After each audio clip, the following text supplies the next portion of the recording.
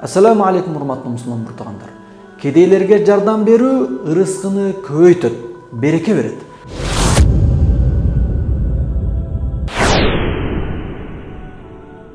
Пайгамбарыбыз Мухаммад Мустафа саллаллаху алейхи ва саллям айткан: "Абгуни дуафаа, фа иннама турзакуна ва тунсаруна би дуафаикум."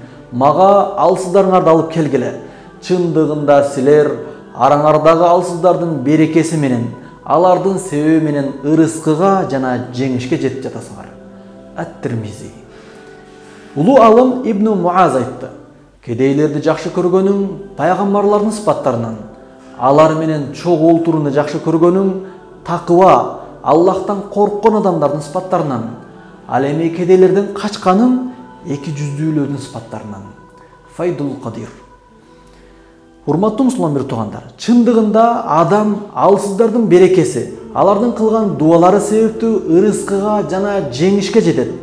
Эгерде сен колунда жок адамдарга жардам берсең, анда алар себептүү сенин колунда жок нерселерге жетесиң. Аллах Таала берет.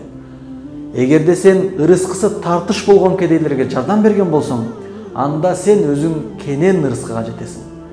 Эгерде сен алсыз болгон кембагалдарга жардам бере турган болсоң, эч ким тоготпогон алсыздарга жардам берсең, анда сен чыныгы жеңишке жетесиң. Эгерде сен адамдар көңүл бурбаган алсыздарга көңүл бурсаң, анда кудуреттүү Аллахтын назарына илинесиң жана Аллахтын ыраазылыгына жетесиң. Дүйнө ийгилигине жетесиң.